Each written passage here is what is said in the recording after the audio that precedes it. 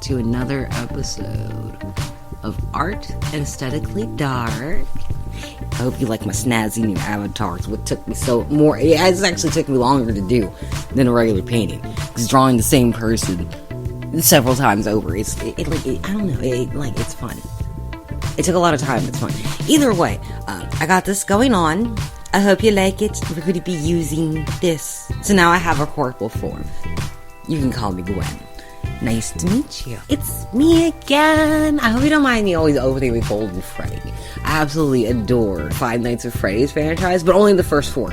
Everything else, I just pretend didn't happen. The last 4 is perfect. However, I appreciate the beginning of the entire series. I know people love what's spin-off, but I just like the beginning. I like the short 4, because after 4, it's hard for the human brain to keep count, right? I appreciate the beginning and the mystery behind the strange and creepy force, relentless, coming after you in the form of some knockoff Chuck E. Cheese animatronic. You know, there's something gothically dark knowing that something that shouldn't be able to roam or wander or even harm is able to do so.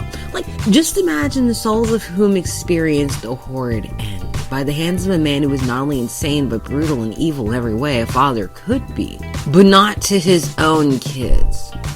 Which honestly is truly weird, because it's just like I didn't follow the series after the 4th episode, after the 4th game, because it was just like whatever. But I don't think about it. It's just like, did the other guy know that Afton was doing all this? Because I know I could sit here and listen to people say, well, we didn't know, but like, didn't he help with the schematics too? I mean, he did end up in prison for a reason. I can't remember. But then again, there was that one, Spectral, that creator. That's a good FNAF animation series. There's also the comic Springtrap and Delia, which I think was supposed to be Delilah, because it starts out with her asking about, like, Springtrap's secrets, which I think is funny as shit, and then ultimately brings the end of the whole situation, where in the good ending, he feels disempowered, and in the bad ending, actually made me scream. Like, his final choice had me as a woman shrieking the fuck out, because it was like, wait a minute, no!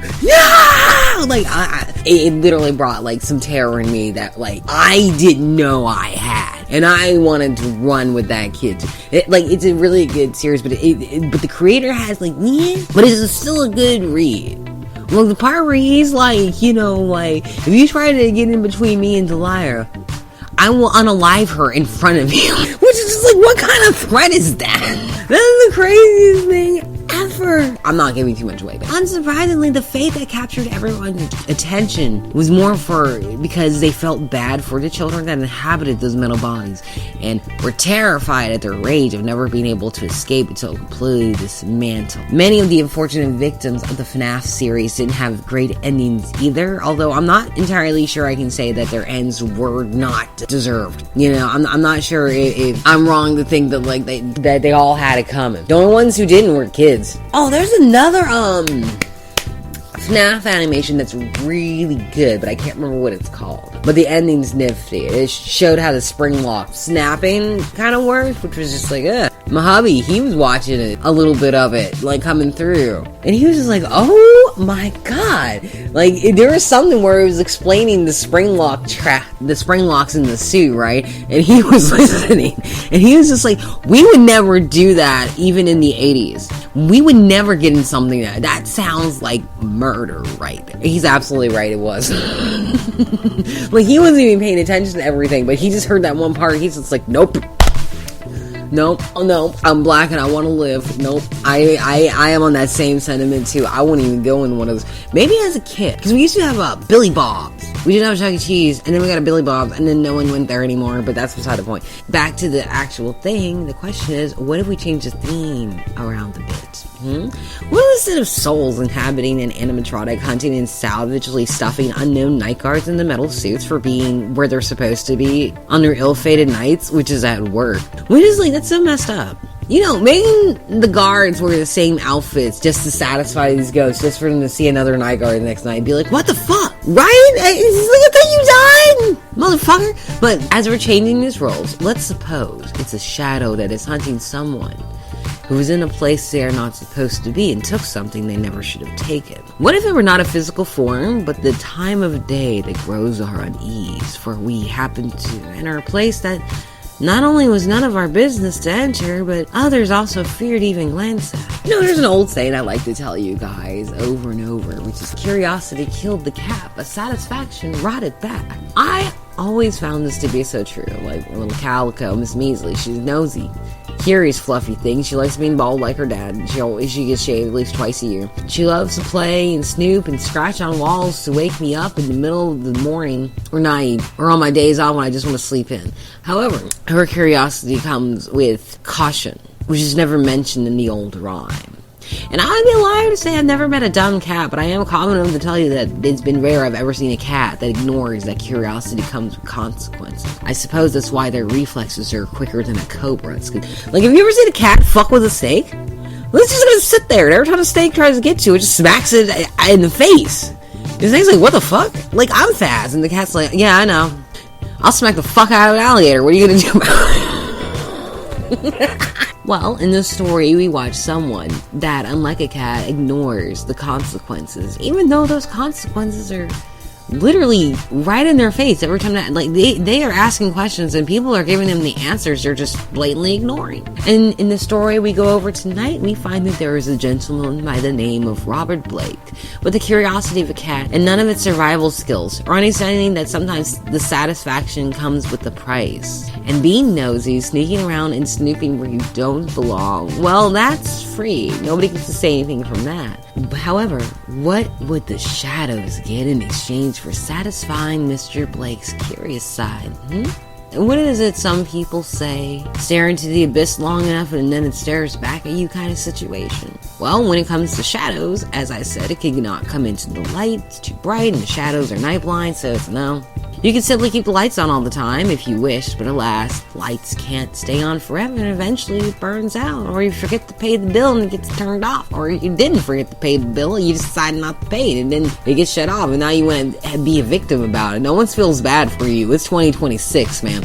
Sometimes acts of God, such as lightning storms, will knock out the power, usually in a decent sized area, and then many are without light. Hell, up my way, like the power will go out on a nice sunny day, like for no reason. I have no idea why. It just happens. Anyway, many sit not in the shadows, but in the dark. And who knows what the shadows do in the dark. And now we have a story where the satisfaction of curiosity can very well lead to the terrible consequences of the dark.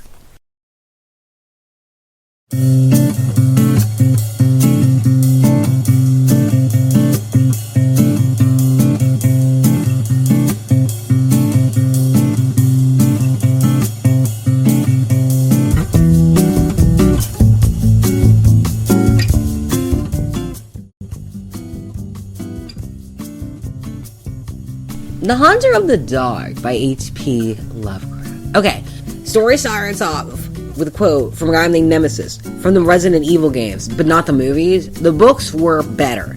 The only thing I really liked about the movies was Mila Jovovich and her husband, who was her director. Anyway, the quote goes as follows. I have seen the dark universe yawning, where the black planets roll without aim, where they roll in their horror unheeded, without knowledge or luster or name. Interesting take, but what can we take from it? I'm sorry, I just wanted to go we in a video, and that was my excuse. First of all, there's nothing worse for a human being than the knowledge that they have no control, and they have no idea what it is that they can't control. You don't know what's in the dark. You have no idea what's in the dark. Like, you remember Ted the Caver? Think of Ted the Caver. Apparently, this Nemesis guy went through a lot of trouble. The story begins with telling the reader that there are very few investigators who will dare say that what happened to Robert Blake wasn't that of the general consensus. What led to his death was a lightning bolt, or some electricity went off, or someone threw a toaster at him in the bathtub. I made the last one up, I'm sorry, but I'm probably going to do it again. No. There seems to be some contention in a small minority of investigators when it comes to the death of Robert Blake. We learned he was facing his window, which was not broken, and that in itself is not how lightning works. That is not how lightning works. You know, like, a lot of us grew up knowing exactly the way lightning works. A lot of us were being told not to take a shower during a storm. A lot of us are told to turn the lights out to make sure the power don't go out. Like, that would help. That was back in the day, man. Anyway, Mother Nature apparently made a way, like she was mad at this guy in particular. Like, fuck everyone, but this guy right here, yep, he needs to go. Why would another major not like this man and just allow this to happen? People were confused. People had theories. People had superstitions. Of course they did. The expression on his face is theorized to be some result of a muscular spasm that happened at the time of death, and that had nothing to do with anything he could have seen outside of the window. That's crazy to believe, ain't it? They also decide that his entries in the diary shows that he's in his own little crazy world, writing and believing crazy things he's learned from the locals who believe in crazy things and their crazy superstitions. And apparently there's also some weird shit that went down at the church on Federal Hill. And in the middle of the analysis, it pays attention to the connection between the church, a possible cult, and how it might have something to do with Mr. Blake. The story goes on to tell us that Robert Blake was a writer and painter who was always into the weird, spiritual, occult, obscure shit that normal people don't go into. I would assume he was more passive curious than anything. Like, I'm pretty passive in my stuff. I like learning things. I like gathering books. I like reading. I just make sure to know that, like, there are some things that should not be read or fucked with, right? Because the thing is, a cult is hidden knowledge, and not everyone should be authorized to have certain knowledge. Now, if it just springs up in front of you, sure, okay. But, you know, you can't go hunting somewhere where you don't belong, because then that's kind of theft. That's a little bit of theft right there. He probably would have been a ghost hunter. Or maybe he wanted to meet some. I don't see a writer or painter going into an abandoned house just to find a ghost to paint. I wouldn't. I am a painter. Well, I'm a paintress. But still, it's one of those things where it's like, what are you doing, dude? Like, you're going to get dirty. You're really going to leave the house. Why not just send someone else to do it, to take pictures? Which, I'm going to say it right now. This is set in, like, not 1800s. This is set in, like, the 1900s. Sometime, like, I think well past 1920 or something like that. I can't remember. It'll tell me here in a minute. But I just want you to know, flashlights exist. Now, it's considered that Mr. Blake, visiting his home from Milwaukee, Wisconsin, was here for the occult folklore, considering what he was doing. And that perhaps his untimely demise helped stop the hoax that was in the making. But there are those who studied the analysis and made stupid mumbo-jumbo claims about what happened to Mr. Blake, to where they take everything in what he wrote in that diary as truth, especially considering that there were many facts listed in the diary that matched much more to reality than some whimsical musings of an artist. The facts about the old church records, the recording disappearance of Edwin N. Lillibridge, an investigator who disappeared in 1893, which is 60 years prior to these events, right? There were accounts of the Starry Wisdom, a disliked sect that existed and operated inside that church on Federal Hill prior to 1877. The naysayers of the official report also point out to the fact that Blake's face looked absolutely terrified and horrified at the time of his death. One of the naysayers took an extreme approach and found a strange angular stone in the metal box it came in. His name will be given later. And it was inside the church steeple, which is strange because in Blake's diary, it should have been located in the tower. But anyway, that guy yeeted that bitch into the bay. His name was withheld. Okay, I'm just reading this over. No, it's not, because it's getting listed later. Was it? I don't understand. Okay, it was withheld in the beginning of this book, but we find out the name of the guy later. Okay, so then it's not withheld. You lied. You lied to me. I wrote this down. I always write my stuff in from increments. That's why it takes me so long and shit to make new ones, right? Well, sometimes. This right here just pissed me off, because this is like, wait, I know the dude's name. You told me at the end. How was it withheld if you told me the name? That is upsetting spaghetti me, but that's okay. But apparently his name was withheld in the main thing or whatever. But it's with the exception that the man was a reputable physician who was into the weird shit like Blake was. But his interpretation was to stop whatever evil that came from such a thing from continuing to roam the earth. There's something wrong with this. Why did this happen? Then the book tells us we can decide on what seems more like the truth, which seems to be more dumb the further you go with it, because truth is stranger than fiction.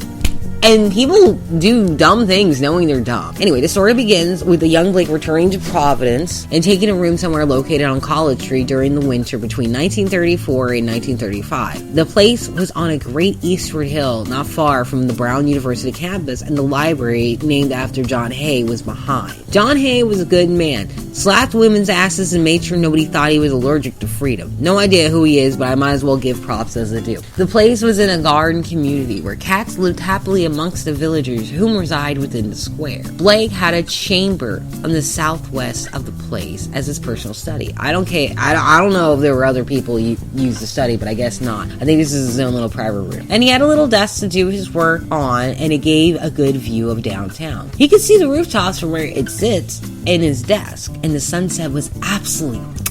chef's kiss. The view is great. Anyway, at this point in the story, Blake had already sent a bunch of his books home and got some more of Grandma's furniture. You know, the one with the flowers and the watermill college on it that was in every house ever. And he's painting his life away, living his best life. If I could just paint all day, that would be great, because I don't have money for supplies and I'm easily distracted by shiny things and words. So that's probably wouldn't be good for me. And plus, I need to move around because I'm like 40 and I want to stay at least somewhat in shape. I don't want to blow out at 42. I need to do something with this. When you get to a certain age, it's just like, I've met a lot of my goals, but I just want to look good when I die. That's all. Like, I want someone to look at me and be like, oh, she's a whole gilf when I die. That's what I want. Don't even need to put makeup on me in the casket. Just let people look at my face before they put me in the ground and be like, this bitch here made a difference.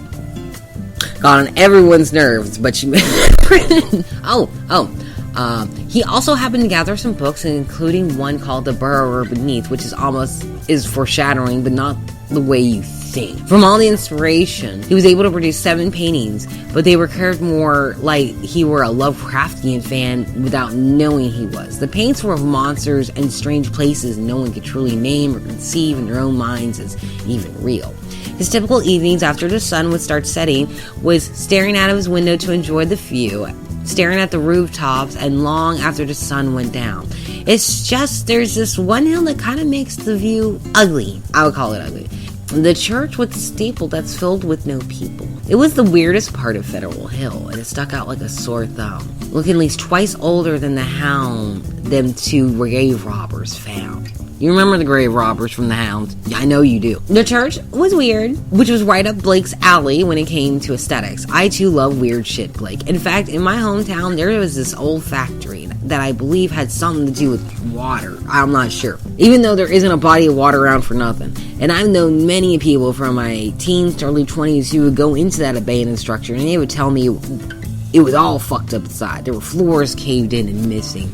They would have to Lara Croft their way to certain places because the stairs were gone. Just gone. Green became trees and birds fucking live in that bitch. Like, I don't know. Like, just be missing, but there's trees everywhere and shit. Rubble, sometimes there's scary sounds that don't make any sense, and it's not like you turn the lights on everywhere. Like, who's gonna pay the bill?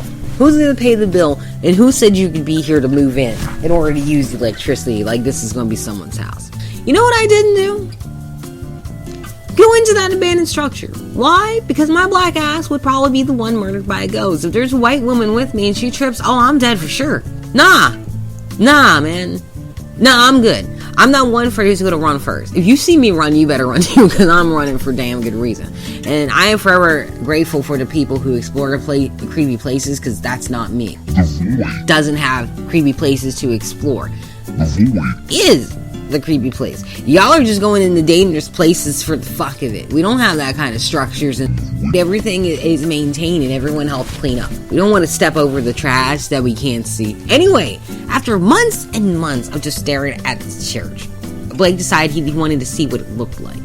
Blake is entering the fuck around and find out territory, which is great for the story. Drama is always good in a story as long as I'm not involved. Like, I don't like drama myself. I just want to know 99% of the information that's spinning. It's that 1% that drags you in. And that 1% was dragging and calling for Blake here. And I believe the peak of his interest came when he started noting that the birds never perched on the church at all. Like, they actively avoided it. Then he was like, that place is my destiny, when he mentioned the place to friend. However, his friends didn't tell him anything about it. The friends he did have on College Hill were all just like, man, I don't know. I mean, I see it there. I don't know anything about it. You're probably gonna have to ask someone else, man, because I can't help you. But to me, that poses the question: do his friends really not know about it? Maybe they're in college too. This is College Hill, and there's colleges and frat houses around, you know? I wouldn't assume the college students would know. But not one local goes to this fucking college. It's just a college town, but none of the residents go to the school. They must hate this fucking school. If everyone else is coming, yeah, I'd probably go to a different school too. Fuck that. So we devised a plan, and it was such a terrible thought. Shout out to Poe. She's beautiful. In the spring, around April or whatever, Blake is waiting to see this mysterious church that is in the distance. I assume that his thought process was, if the birds won't go there, there's something powerful and inspirational in there. I can use that for my art. Which, yeah. But Blake, I gotta ask you, man, why don't the birds go there? You ever see Birds by Alfred Hitchcock? No, because you were written before that ever came out.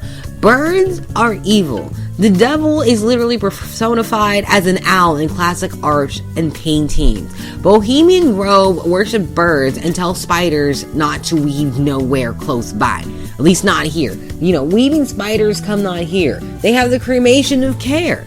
Oh, fucking hell, man. If birds aren't going to that building and they're often symbolized as evil, and even the Bible says that they're going to be struck from the sky at some point, there's something more evil than them inside, bro. You are crazy. Blake is crazy, everyone. I just want to make sure that's clear. Anyway, right before some Walpurgis time, which I guess is cuffing season, Blake decides that he's going to visit the church. I don't know if this is Valentine's or not. I have no idea.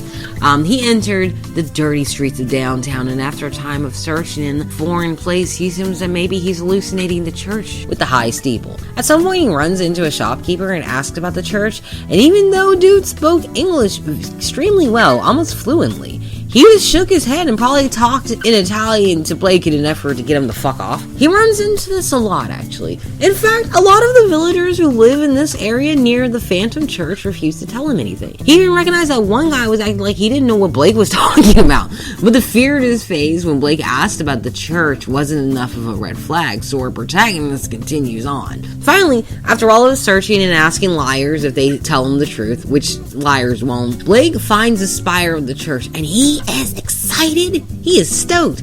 Hell yeah. He almost got lost twice, but it was cool because he figured it out. His greed was greater than his fear for self-preservation. It was like he was playing Dead Space on the hardest mode. He didn't bother asking anyone else either because they weren't helping any. Then finally he found it. It was huge. A huge stone church right at the end of the alley. It stood alone and solid, frozen in time as a reminder to never fuck with this place again. And then Blake's here being like, I'm a fucks with it. That's what he said. Now the church wasn't in the best state, similar to that abandoned building I tell you all about. Buttresses were falling off and was covered in weeds and ivy that went on for days. The windows were cool, but that made Blake wonder how they survived after all this time. Everything about this place would scream to the average person to back the fuck up, but not Blake. Not Blake. Blake could feel the vibes, but stayed anyway. Blake makes me feel like he's never been in a position to be afraid. I feel like he's never felt true fear. That is a dangerous position for anybody. So after Blake found the place, right, he goes back to the square, but now there's not a lot of people there. Cuffing season is commencing. People have to get ready. They got to schedule the key. He happens to run into a police officer and start asking about the church, because, you know, this has worked before. It's not like he's going to run into the same situation. This is a police officer. Police officers don't lie. Well, the cop was Irish, who started making the sign of the cross and saying he's not supposed to talk about it. So Blake asks him again.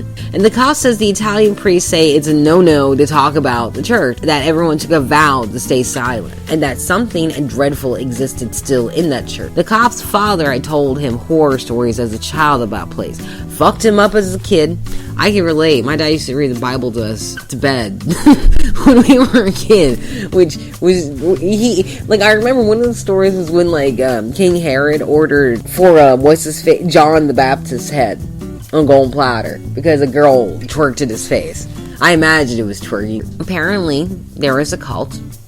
Of course there was. Who was calling up horrible things at the night, and it took a priest who the Lord absolutely favored to get rid of whatever was conjured. The priest, Father O'Malley, was dead. The owners of the church and whatever was in there was either dead or no longer interested, and whatever resides inside doesn't bother anyone. So after hearing that, Blake decided that he wanted to disturb whatever was inside.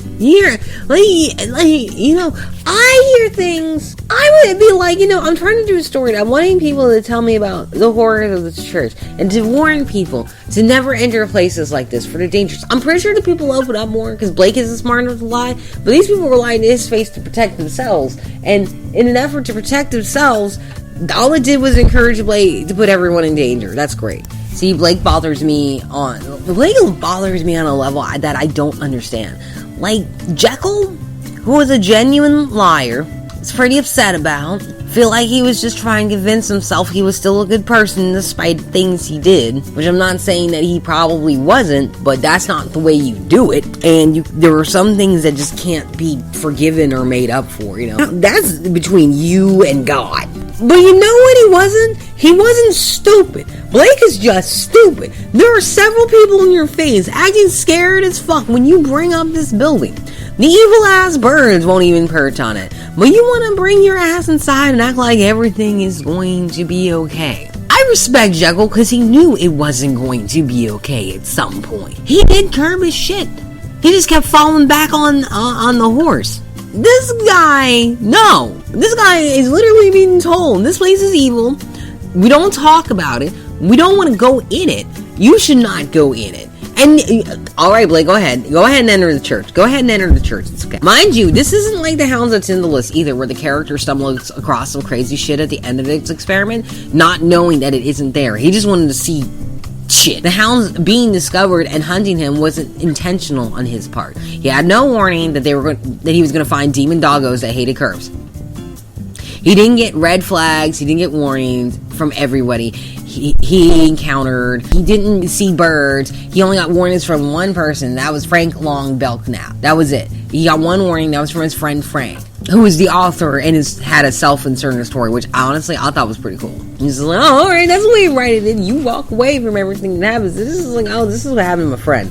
One time he decided to experiment with drugs and had like some smelly ass dogs come and tear him the fuck apart. Called him a curve-headed bitch. I don't know what the fuck that was about. They were really mad at him, However, Blake is getting God to send people to try and save his life. He isn't sending people. Blake's just walking up and the Spirit of the Lord's coming into these people being like, don't go there. You're gonna have a keep it real goes wrong moment, Blake.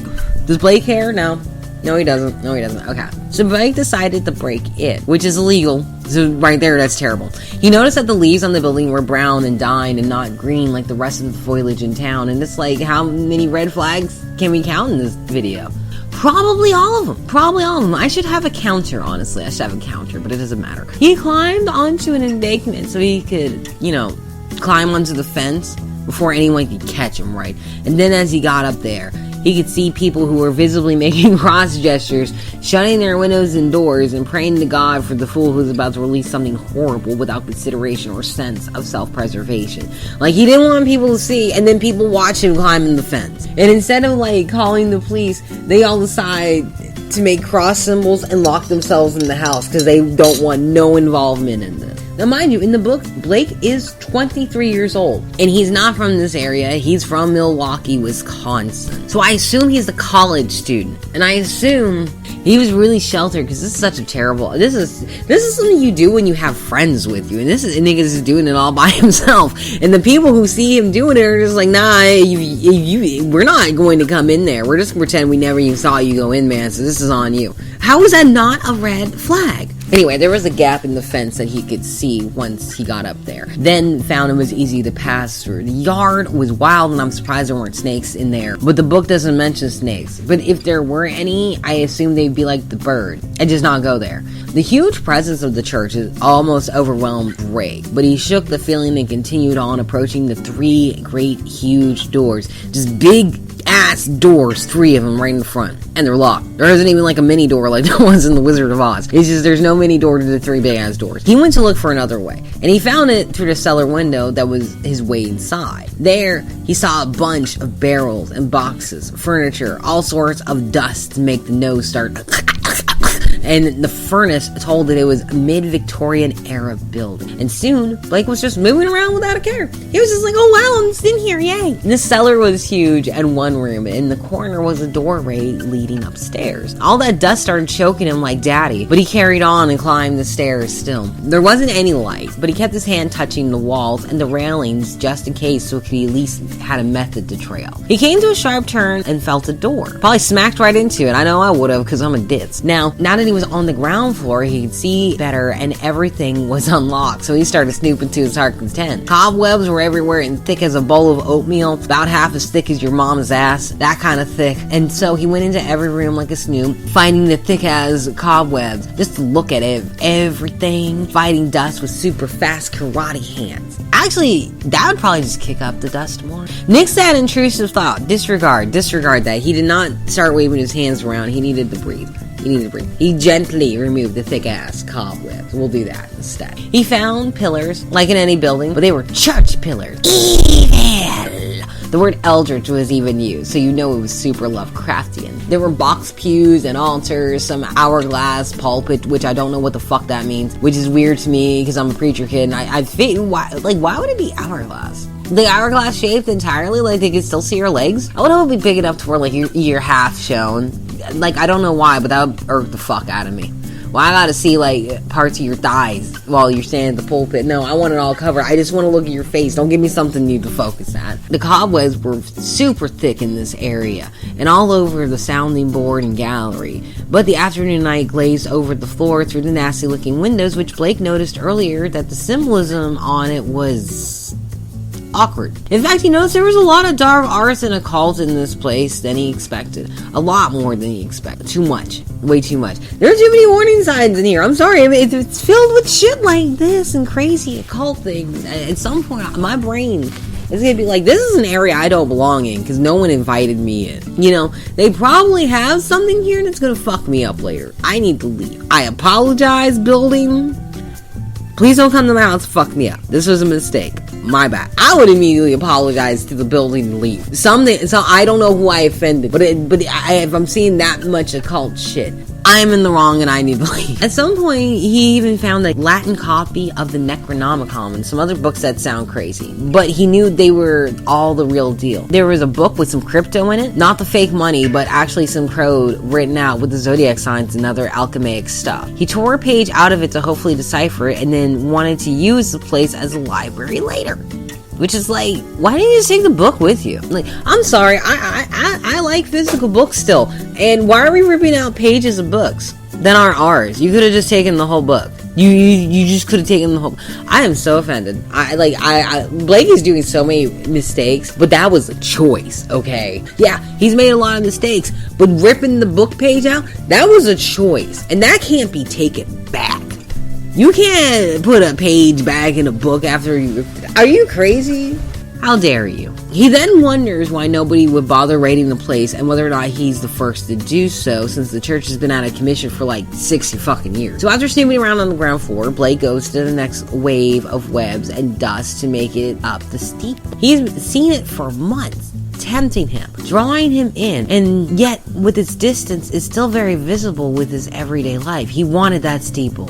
He wanted inside bad. Paused. It was a nasty mess inside because it's round and the spiders could just make their webs to the heart content. I mean, like, they were there for like 60 years and then this freaking guy decided to break in and start tearing up your family's generational web. He's just violating all sorts of fuckingness. He's violating the townspeople's sense of safety and triggering your superstitious side. The birds are like, what the fuck? The spiders inside are like, bro, the fresh, who is this guy? I hope it fucks you up.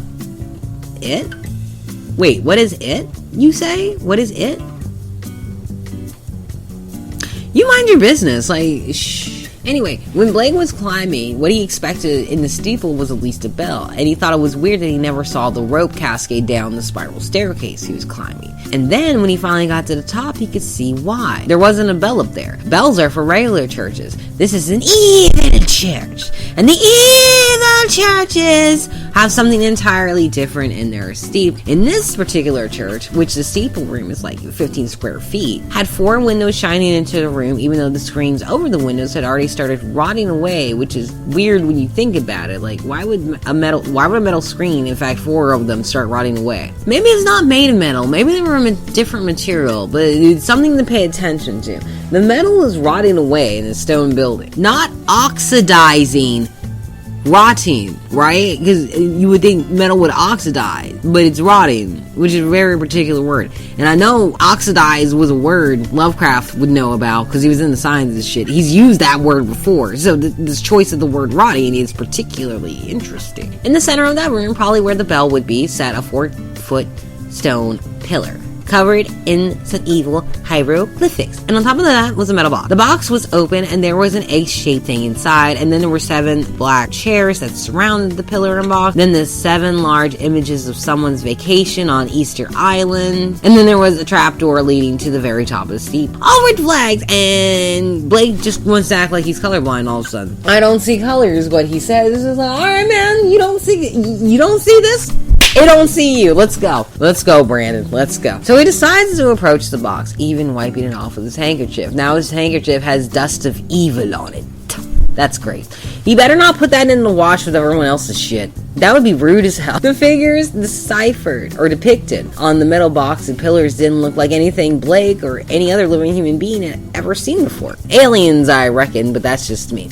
When he cleaned off the stone in the metal box, he could see that it was a deep red and held up by the metal band attached by 7 metal straps. Why is 7 so important? Like, is this a place where you need 7 people? Is that why there are 7 seats and 7 bands and 7 pictures and blah blah blah with the 7s? Is this a situation where Blake probably should have made friends who would do this for him? I don't think he would have found that locally, considering everyone in town is like, fuck this place. He could have asked his college friends to go with him, and no.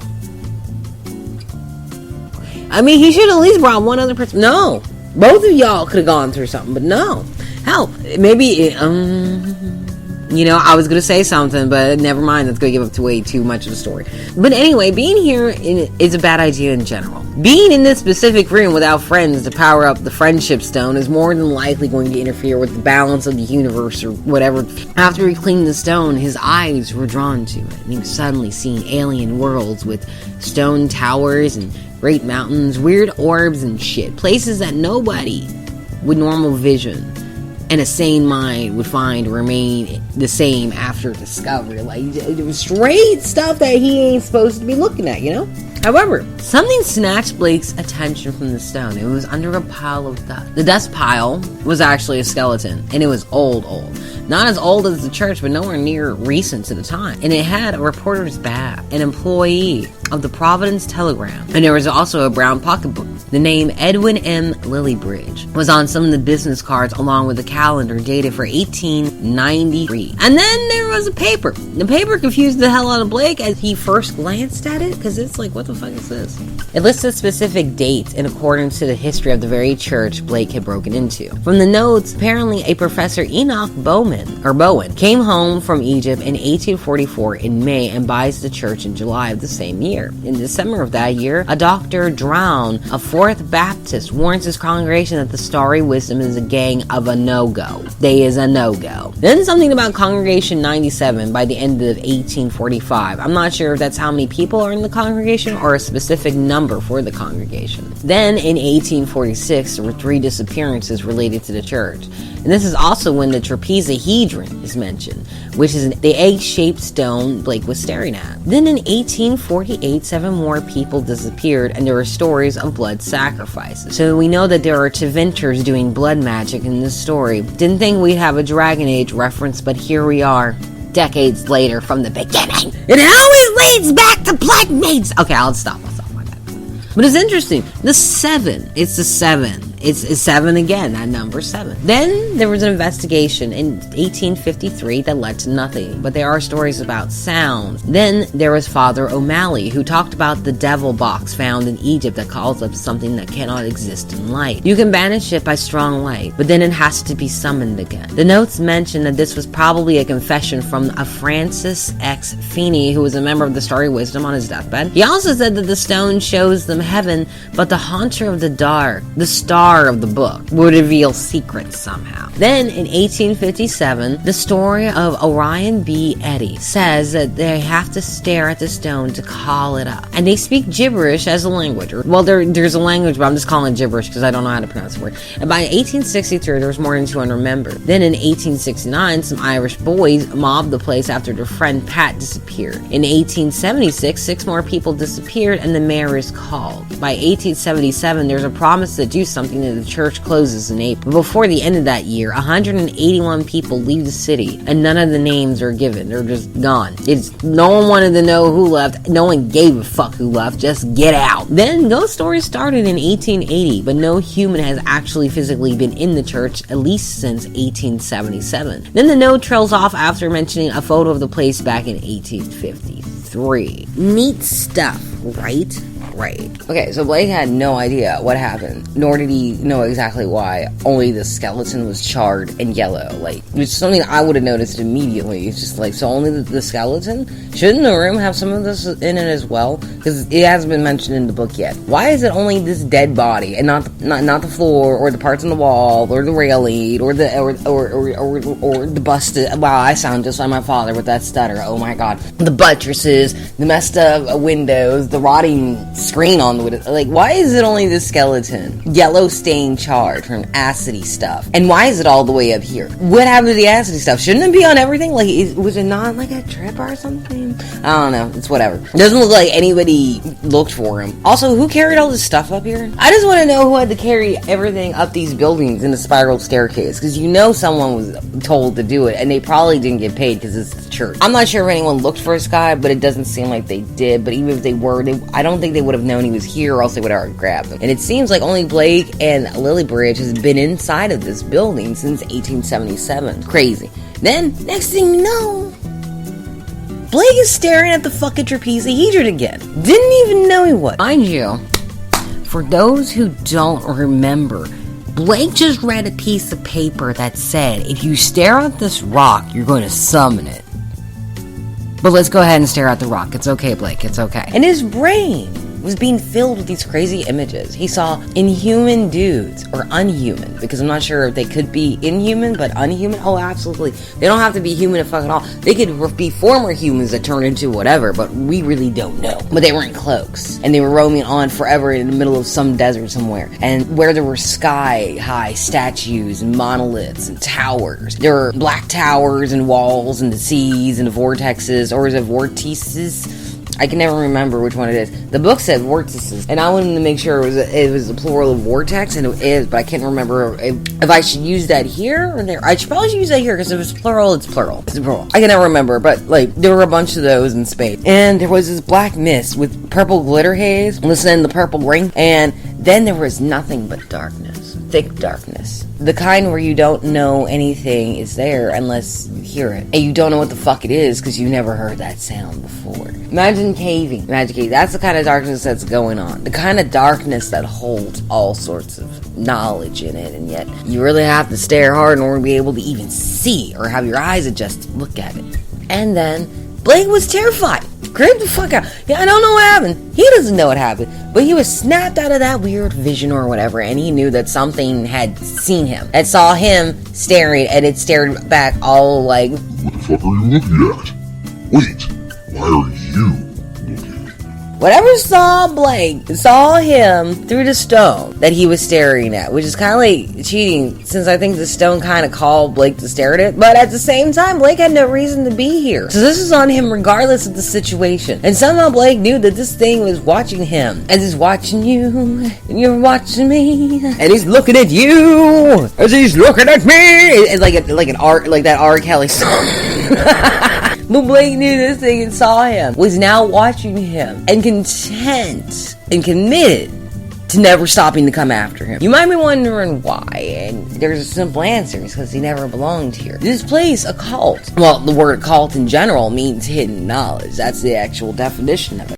So imagine some dude who never got permission to have this knowledge to begin with just start staring at this rock with all this knowledge in it, and he's getting all this info and downloads, and then like the guard dog's there, he's just like, woof woof. I don't know you, nigga. The problem is this doggy doesn't have a leash. Well, it does, but that comes much later. Anyway, it was getting dark, and bro didn't bring a light, which I'm just pointing out, flashlights exist at this point. When I was reading this over and I was writing the script down for it, I was absolutely livid when I found out flashlights existed at this time. I thought this was still like 1800s sort of shit. We are 60 years past that. We are well past the time when Louis and Constance and her dad were almost taken out by Hildred and his crazy asylum friend. You have no idea what I'm talking about if you've never read that story, but that's okay. That's what I'm here for. I'm going through with y'all together, whether you're here or not. I'm gonna hold your hand when I tell you. I'm gonna screw up the story, but you're gonna like it a lot better when the way it was read. Getting dark, bro didn't bring a light, like I said before. But then, Blake was looking at the stone again. Wait, he was? Oh my god, he was! He did look at, that thing just snapped him back to reality. It stared at him and made him feel terrified. Now he's just gonna go back and look into the rock again. It's just like, motherfucker, he bitch slapped you mentally the first time, and then, like, let's just not listen. This time, it looked like there was a faint light coming from inside of the stone, and he recalled notes about the trapezohedron shining and stuff. Then, for some reason, Blake starts questioning. For some reason, at this point, and I don't know if it is journal or if he's actually doing this in this place, but he starts questioning himself with a lot of questions that, like, he should have asked before he went into this fucking church, but whatever. And then, this quote-unquote fetter came out of nowhere, and I had to look up that word, and it means strong offensive smell, a stench. So now we all know what fetter is. So I'm probably gonna start saying I'm smelling fetter all up in this bitch. Y'all are the only ones who are gonna know. We have a language, and it's fancy too. Doo-doo-doo. Anyway, so Blake just decides to close the lid on the glowing stone, even enjoy that nice sharp sound that, like, lock boxes make when you close them, like that click. It's a hard, solid click. Like that one, right? Like you buy the lock box from Walmart, you put the dials in, and then you close it, like, he heard that, and I brought some ASMR into his senses to help calm him down, right? I want you to remember this. Okay, I want you to remember that. He closed the lid in a room with windows on all four sides, where the light from the sun comes in. I want you to keep that in mind. There's no reason to feel bad for Blake. Mind you, I also want to point out, right, because I'm old. I'm 40, right? And I just want to point out, Blake is I think the book said was 23 years old at the time of these events, right? Or some shit like that, somewhere close to it. And the thing about, like, youngins, and none of you have to listen to me because I'm an old head, right? But the one thing I've noticed about youngins more than anything in my life is that they still got some of that teenager mentality, even in their early 20s, that you don't really grow out of that until your 30s. But a lot of people in their early 20s, up to their mid to late 20s, will do things and do the teenager thing where once they get caught, they want to act like, oh, that never happened. And it's just like, wait, I'm sorry, I'm beside the point. But I was just making an example here that, like, sometimes, even though that they are adults, they're supposed to be, people in their 20s don't want to act like it. Or their brains just ain't registered that they are yet. Or even worse, because, like, they've never really been in a situation where it's like accountability is necessary in their younger years, maybe even their teenage years. That doesn't work. That doesn't work for them. And then they end up in situations like Blake did, where it's like, yeah, maybe nobody knew what you did, and you're not going to really tell anybody what you did. But everyone's going to know something's wrong, and it was probably fucking you, motherfucker, because you're the only one not out the house. You'll see. We'll get to that. So after we closed the box in the room where all the light can come in, because, that was clever, there was a presence that Blake could feel about. Now, there were rats all up in this motherfucker, and I'm not sure why, but there were no longer rats in the walls, so I guess the cult isn't in this building. But out the fuck side, away from whatever was in the church with Blake, that's where the rats, that's where they were. The birds, it took extra care to stay away from the buildings nearest the church. And all of a sudden, he had explosive diarrhea. He had to get the fuck out. I don't know what it was, but something freaked him the fuck out finally, and he ran for his life after finally being creeped out enough by whatever the fuck it was that was in the church with him.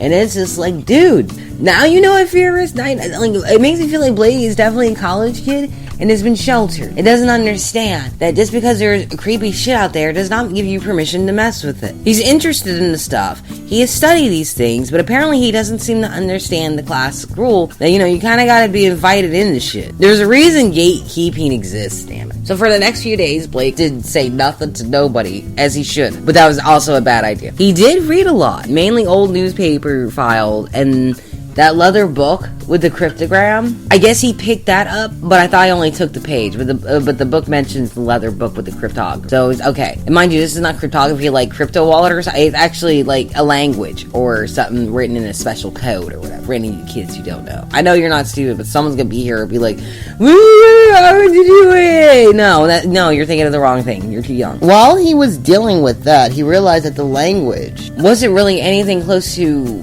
social. It wasn't English, it wasn't Italian, it wasn't French, it wasn't any regular language, and he needed his occult rememberings to understand the book, which that's cool because he already got the information from the universe. It's just gonna take him a minute to remember. In the evenings, he still looked over at the black steeple like his name was Jaime Lannister, thinking about Cersei. It made me fucking sick, y'all. Now, in June, Blake was able to figure out that Aklo was the language being used in the book. I don't know if I'm pronouncing that right. There's a lot of things in Lovecraft that's easily mispronounced. And this language is used by cults who dig that vintage evil. They're not into that contemporary evil, but the jazz is okay. Now, apparently, it also talks about the Haunter of the Dark. Specifically, that if you stare into the shining trapezahedron, you'll wake it up. Some shit about a black chaos it's coming from. That it holds all knowledge but requires a sacrifice. And apparently, Blake referenced it as summoned and was worried it was going to come after him. You know how when people go into haunted houses and then they act surprised the ghost follows them home? Like, why would you be shocked that something would enter your home when you went into their house first? Asking questions and shit like you're the fucking police. You didn't even knock, motherfucker. You just opened the door. You didn't knock. You fucking broke in through the basement. Everyone pretended the church didn't exist for a reason. You didn't even bring over a neighborly baked good to welcome whatever the fuck over to dinner. Now Blake is afraid he might become dinner to whatever wants him. And it's in the church. However, Blake also assumed that the streetlights throughout the village formed a sort of barrier of light that was protecting him. He referred to the trapezahedron as a window to all time and space, and that it was created on the dark world of Yugoth, and it was before the old ones brought it to Earth. First the Crinoids in Antarctica had it, then the Serpent Men in Valhusia, and then ended up being used by humans way later in Lemuria. And at one point it ended up in Egypt, and a pharaoh built a temple around it, and everyone didn't like that, so his name was removed and stricken from history. And then the new pharaoh and his peoples destroyed that temple, and it was buried underneath there until some guy dug it up, and that's how it ended up in the church at this point in time. That's what Blake learned. So in July, Blake's diary mentions the same phenomenons and strangeness the newspaper were mentioning. Apparently, because Blake decided to do some urbex in the Eldridge Church, the Italian villagers noticed that there were movements and sounds and knockings and scraping and all sorts of things into the night from inside of the church. Priests went to try to banish whatever was inside the haunting in the place, because all that noise was keeping them up all night in fear. Probably loud as fuck, too. I mean, if everyone in the village can hear what's going on in there, that has to be loud. And whatever it is must be pissed to be making that much sound to be all rowdy and shit. Whatever was inside was watching the door to see when it was dark enough to get out. There was a mention of superstition, but there wasn't much on why the superstition existed. Blake did have remorse and wishes that he could bury the trapezahedron and banish the thing in the church that's trying to come outside. But at the same time, he wants to look at that fucking rock just one more time like a fucking crackhead. Oh my god, I just want to look at it. Look at me! Like, okay, I'm sorry. You know, he kind of reminds me of Jekyll a little bit with this. He kind of reminds me of Jekyll. He didn't talk about nearly all the things he did. He talked about the 2 worst things he did. He talked about the 2 situations he regrets. Everything else he did, he didn't give a damn. He had a blast. It was just them 2 that where he was just like, okay, I went too far as Hyde. I didn't like myself. Hyde is a gross little manlet, so we don't need to acknowledge him. But in this regard, I have to say, at least Jekyll has my respect in this. Like, I feel like he knew what he was doing was stupid. Blake knew what he was doing was stupid. You know, there's a difference between a 50-year-old man and a 20-something-year-old. Now, I just want to remind everyone that Blake closed the lid of the trapezahedron when he was in the metal box when he was looking at it, right? And the only way to banish whatever was in the church was with light. And the best light is sunlight, which is in the steeple it was residing in. It would have had plenty. There were 4 windows on each corner. of the wind, and this idiot decides to close the box. How are we going to banish the thing that when you made sure it can't, because the sun can't touch it? Like, dude, never once thought. Like, hey, I know this thing in the church can be banished with the light, and that steeple has windows. Maybe I can ask the villagers to let me get inside and open the box during the daytime.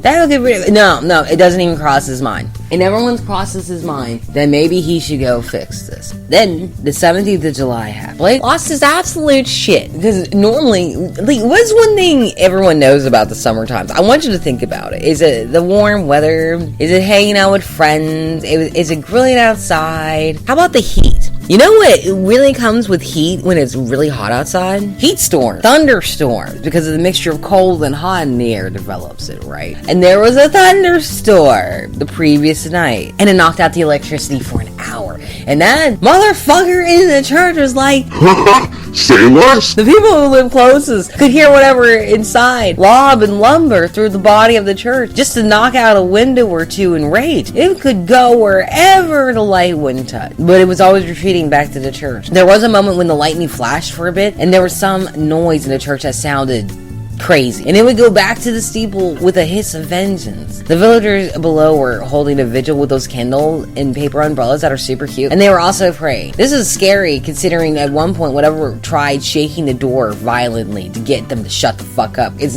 not Christian. Like, why are you saying its prayers to me? It's evil. It doesn't want to hear that church shit even though it lives in the church. It's not that kind of church. It doesn't even want to be here. It's just coming to collect a debt. Think about that. At some point of the evening, Blake had read from reports at some point 2 brave individuals passed the crowd and entered the church about the same way Blake did. The nasty smell was everywhere, and there was charred yellow everywhere from whatever the acid is. The spiral staircase was clean, probably because of Blake. Well, wait, no, Blake said it was abhorrently dirty and shit. They never found the skeleton or the metal box, which didn't make any sense considering where they went up to. And then they found that the windows of the tower were broken, and 2 were filled with some pillows, satin shit, and horsehair. And someone had actually been inside cleaning the tower up from the looks of the floor and the leftover horsehair after using whatever. I don't know where the horsehair comes from. It might be pillows and shit. I'm not sure. I'm still shocked when I found that like violins used to be made of cat guts. And watercolor brushes, it's squirrel hair. Squirrel hair is the best kind of watercolor brush. And they're really expensive. I'm giving me a set. I don't give a shit. Strangest part,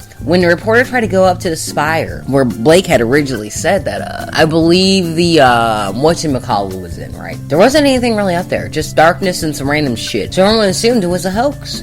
Or a weirdo who wanted to act like he's going to bring that church back. And to no one's surprise, the police were quite reluctant themselves to verify what volunteers found. This must be a really culturally enriched village. There's Italians, there's Irish. I believe that everybody who understands spells and the fear of the Fae, especially Irish. I feel like the people who would be the most suspicious live here. And then we got this dude from Wisconsin just coming and fucking up the vibe. Like, my lord. So after this, Blake is a wreck in his diary because now he knows that it wants him and it's going to have him. And Blake can either do this the easy way or the hard way. And this thing always chooses hard. It's harder than the goddamn concrete. It's almost as hard as my man. Let me tell you something, because it wants that ass. Ain't nothing gonna stop him. Not the police, not God. Hell, God's the one that's letting this shit happen. Because of that, Blake was calling the electric company over and over again and begging them to find a way to keep the thunderstorm from knocking out the power again. Because I guess it happened to storm 3 more times and Blake thought he was going to expire. He also thought about how nobody mentioned the skeleton or the metal box in his reports. Whoever did it, Blake was sure that someone had removed the item. Where? He has no idea. Now it is time for self-preservation though. Okay, question. Why doesn't Blake just move to a different city after that? If the thing in the church can't leave during the day, it is stuck in the church because of the lights in the village at night, why doesn't Blake just move across the fucking ocean or to Alaska? Is it because he's a college student here and he doesn't have the funds, even though he's got student loans and shit? I know he got that fast for shit. I know he got that fast for money. Like, there's light in Alaska.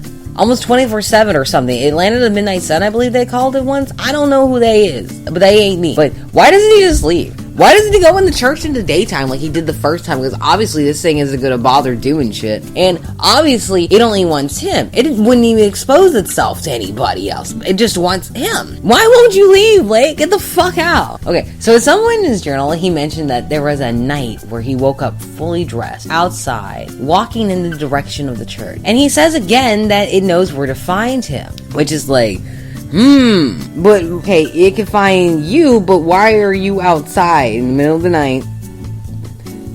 Like you're about to go on the freshest date in College Hill. On the 30th of July, Blake was in crisis. He knew that the thing in the church and himself were mentally linked, and it knew where to find him. But at this point, following and after, the thing was like, okay, since I can come to you, how about you come to me?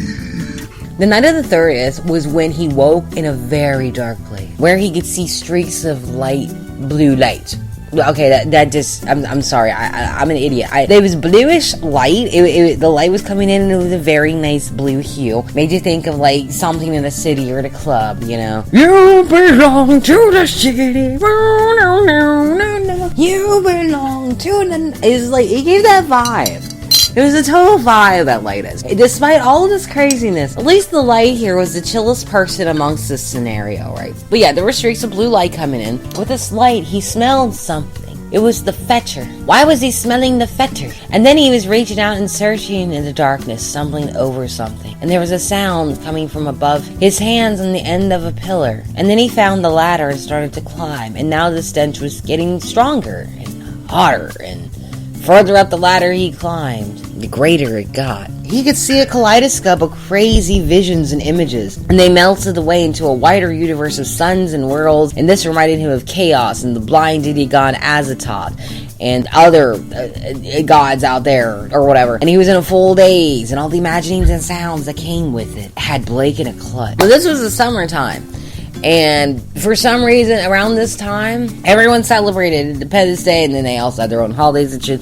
So fireworks were still going on. Maybe it was the booming sound of the fireworks going off. Perhaps it was the actual light that, like, it flashed on Blake. Or maybe it was the light itself that caused whatever it was to lose concentration on what it was doing to Blake. But the fireworks were going off, and then all of a sudden, Blake woke from the weird-ass dream he was having. And he screamed! And he just fell straight down the fucking ladder without hurting himself too bad. He didn't break nothing, so that was good, because he needed to run. Why did he need to run? Oh, he was in the church. He woke up in the church, and running he did frantically, the kind of running you do when you know you will be taken out, even if you think about even looking back. If you look back, it's over, son, so you might want to keep running. He's running the way I would run.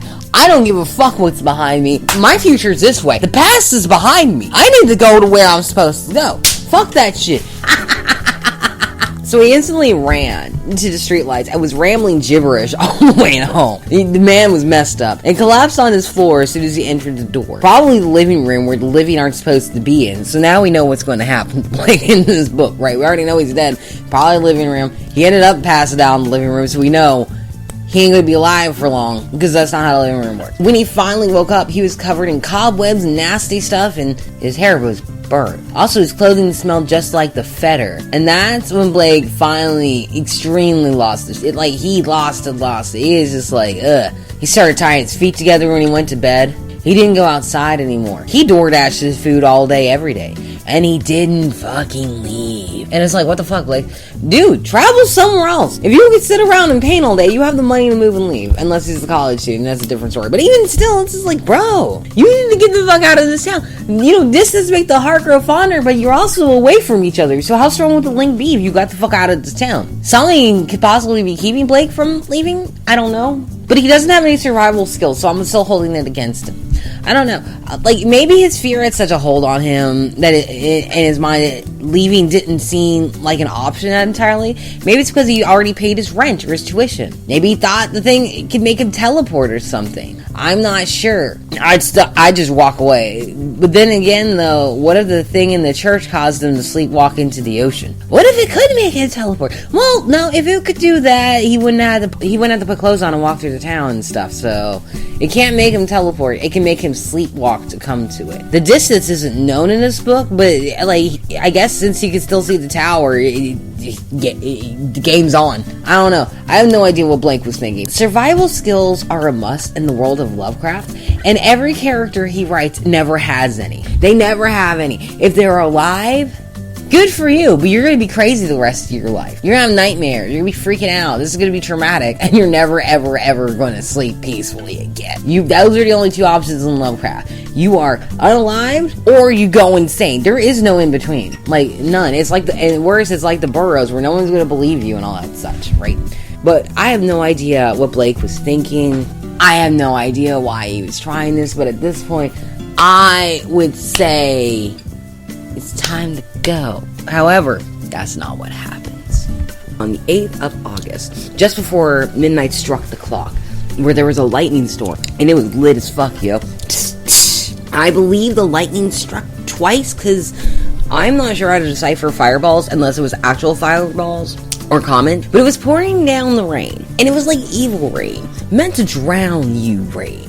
If you've never been in that kind of rain, bless you, because it's absolutely terrifying. Me and my hubby, we've both been in that kind of rain. Maybe not together, but we've both witnessed that, and it was monstrous. It was just like, what is this?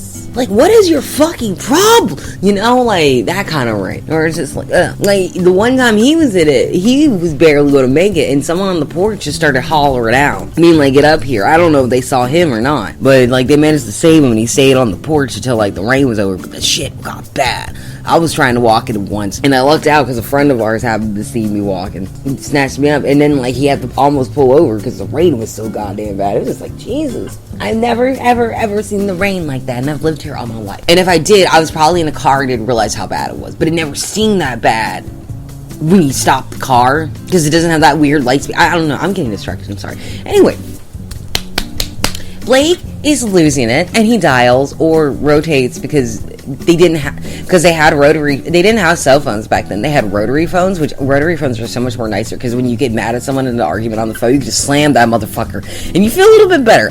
But not in 2026. No, you gotta use your thumbprint to, like, press a button. It's not the same. Honestly, if I had a house phone, I would definitely get a rotary phone. Fuck that wireless shit. I want the thing that goes ding, ding. But I'm getting distracted, my bad. Now he tries to get a hold of the electric company, but the phones are out, and this is for safety reasons, especially considering 911 didn't exist back then. But honestly, as I've gotten older, I don't remember a time when I knew someone who was trying to leave or move out or get thrown out during some bad weather. I just now thought about that. I just now thought about that. Like, I'm 40 years old, and I don't remember a time when someone had to leave housing during a terrible storm or something like that. I just now thought about that. I was like, that never happened. Everyone always gets thrown out on a nice day, so you have a chance. Blake refuses to throw himself out, though. Not throw himself out of the area, but throw himself out so, like, whatever it is can get him, so everyone stops being terrified. Because, you know, he is terrified, but nowhere near as much as the people who have no idea what's going on and have no idea what he did inside of there. Blake wrote about how it knows where he was and was waiting for the lights to go out so the fire watch don't see him get that ass, because it's coming. Oh, it's coming for Blake. He can feel it. He's hoping that it's friendly, which is just silly. Blake, you are terrified, which means it's not a friend. Fucker's gonna throw you in a mud hole and stomp on you. That's how I grew up. That's a saying. It's gonna beat that ass. It's gonna, like, fuck belt to ass. Let's do face to curb. Face to curb sounds much more appropriate. Now, for some reason, even though he knows the thing in the church likes it dark, this dude just keeps his room dark so he can watch the tower in the background, which is crazy. Like, why didn't you get some fucking candles? Like, I know this is probably written for, like, the 1900s and people are still using candles. Why didn't he just grab some candles and put them behind him while he watched the tower? That way it's still dark enough for him to see, but there's some light in the room, and since it doesn't light right, it could give, slight advantage. I don't know if it would blow the candles out, but damn it, you gotta do something, man. I'm afraid for you, Blake, especially after you've done fucked all this shit up. At the same time, though, Blake could possibly panic and knock a candle over and possibly die in a fire, so yeah, maybe not. Maybe a lantern would be better. I don't know. This is what happens when we ignore red flags, though, and then, like, we're in panic mode, like a kernel panic, but that's beside the point. Then, the lights went out around 2 a.m., and Blake had wrote, "Lights out, God help me!" And down on Federal Hill, the residents were just frenzied, crazed just like he was, gathered around the evil church and sobbing wet with their umbrella, candles, flashlights. Wait. Oh, I remember. This is the part Well, I got fucked up. It's like, wait, why doesn't Blake have a fucking flashlight? I didn't know that existed at this time. Why didn't he have a flashlight and use it like a lightsaber to fight that bitch? What the fuck, Blake? You released this evil, but unlike the men in the street as we spoke about, this worm is hiding in his house. When flashlights exist. Shit, why not set the church on fucking fire? Where's it gonna go? Fucking home or hell? One of the two, but damn. Like, as soon as I figured out, as soon as I read the part where their flashlights existed, I got so much more annoyed with Blake. I really did. Now, I know he's 23, but integrity is a damn thing. Integrity is a thing. You know, there are people who are already scared of the legends of this place that are down there trying to protect their homes and families and neighbors. And Blake, the visitor who doesn't even belong here, knows nothing about the legends, didn't take how everyone reacted to him asking about it as a warning. Went there and fuck shit to the point where now there's something just lumbering and blah blah blah blah all up in that sumbitch. He isn't even man enough to face the thing in the streets or even explain that it's his fault for what's happening. Like, did he tell anyone? Fucking coward. You know, flashlights exist, and he's too stupid to get one. Maybe they were expensive. Maybe they were a newer thing. But I feel like if the villagers had flashlights, it's not that fucking expensive. Nigga could have had flashlights pointed out from behind and pointing out to the window, so that way, no matter if it came up to the window, it wouldn't blow up it wouldn't blow out. It's not gonna blow out a flashlight. Why didn't he get a bulletproof? I don't know. Anyway, back to the crowd. They were below watching the church with their candles, and they were panicked, listening to the thing inside the church already, hyping itself up because it is time! The wind gave a vicious blow and knocked out most of the candles, leaving little speckles here and there. Meanwhile, someone had to go get Father Merluzzo from Espiritu Santo Church. I think that's the name, the Merluzzo. I don't know if I'm pronouncing that right. But anyway, someone had to go wake up Father Merluzzo from the Espiritu Santo Church to come join everyone in the darkness. Because misery loves company, I swear. But if this thing gets out, they're all fucking doomed, so get the goddamn priest. Testimony from the crowd of over 78 men, including a patrolman and a priest. The report states that at 2:35 there was some chemical processes going on in the church then. Crazy scientist stuff.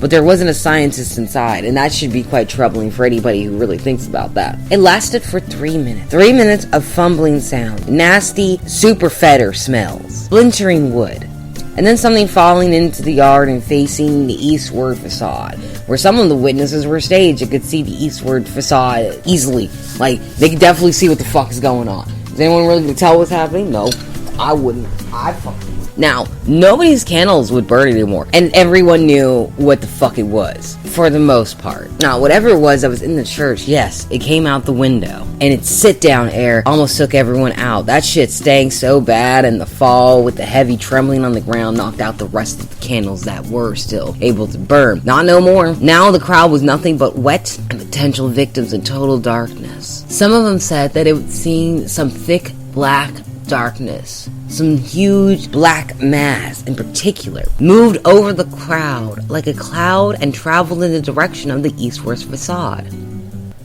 That was it. That's all that was with. Something came out the window. It was darker than dark. Even if it smiled, you wouldn't be able to see it. And it floated away like a cloud towards the eastward facade. That's what everyone saw after the lights went out, which I am suspicious of. But either way, they were still scared horribly, and they didn't chill until there was a flash of lightning, followed along with a sound of thunder that shook the ground up. And then in half an hour, the power was back on, and then everyone went home and slept with their lights on, as they should, because I would too. The next day, the newspapers didn't mention the weird darkness or anything, but they did bring up the crazy lightning crackle and how that and the fetter reached far to the east. Those who were sleeping on College Hill were woke up by the crash itself, possibly because it hit there, and everyone started talking afterwards. Some of those who were awake at the time happened to notice a light from the top of the hill and then a gush of air that almost stripped the trees naked of their leaves. There was a college student who said he saw a gush of smoke in the air just before the strike, but nobody else saw. In fact, there didn't seem to be a trace of a lightning strike at all, but the stench was definitely there. And this is where the death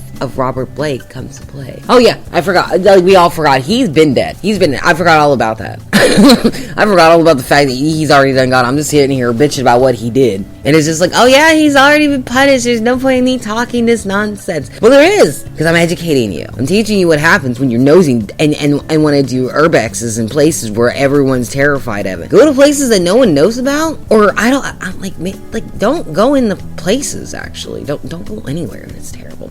Anyway, anyway, so there were students at the Psi Delta house who saw a white face in Blake's window. They thought the dude looked weird, but then decided it was suspicious when they saw the dude in the same exact position with the same weird expression on his face way later in the evening, like hours later. So first they waited till the lights came on. They didn't. Then they tried to call Blake's flat. No answer. No, which is crazy because no one ever calls him because he was being a crazy person. So then the police came and knocked. No answer.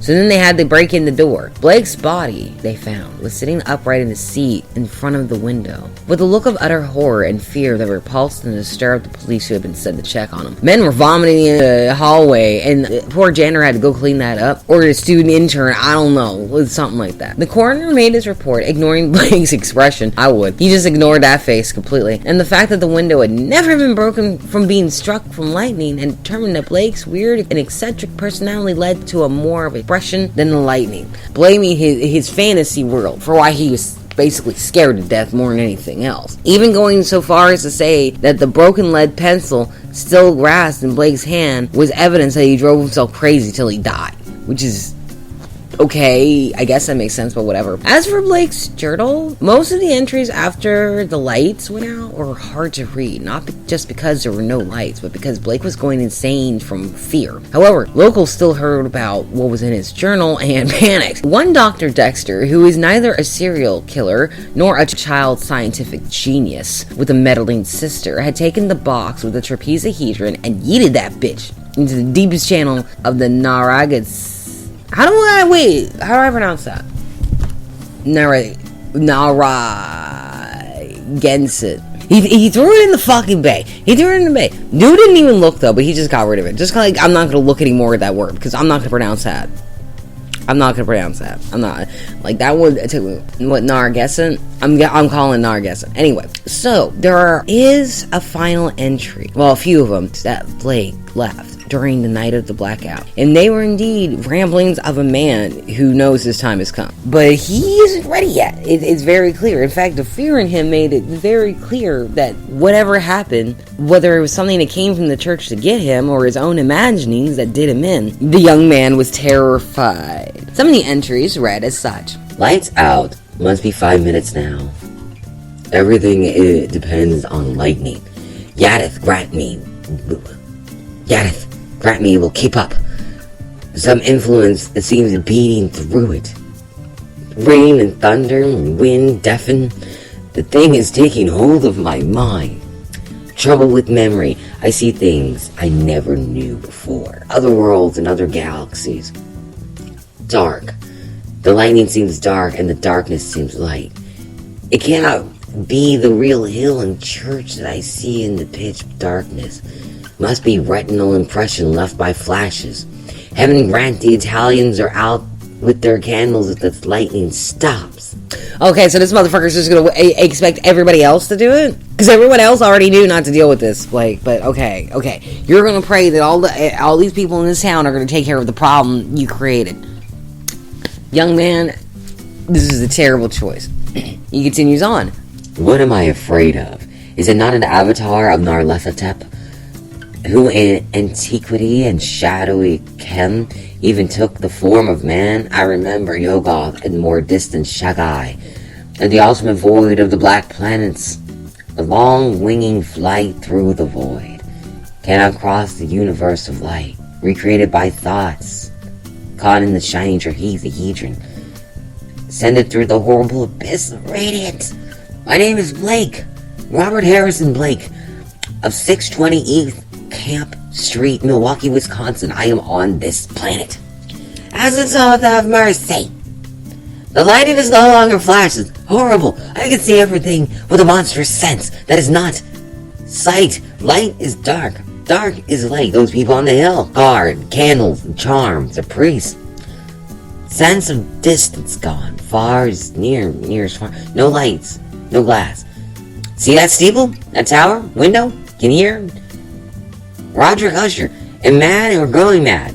Ding! Stirring, fumbling tower. I am it is me. I want to get out. I must get out and unify the forces.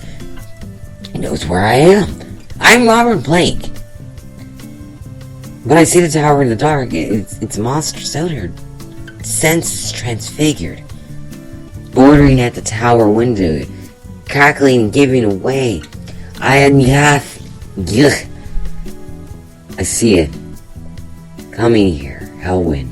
Titan blur, black wings, Yogg-Sothoth save me, the three-log burning eye. Now, what have we all learned tonight? After coming across this strange and not very convoluted, but unfortunate ending to this young man with a great curiosity that was none of his business to satisfy. Well, there's only one valuable lesson we can take from this. Well, actually two. Don't enter places everyone avoids, and staring is generally rude in practice.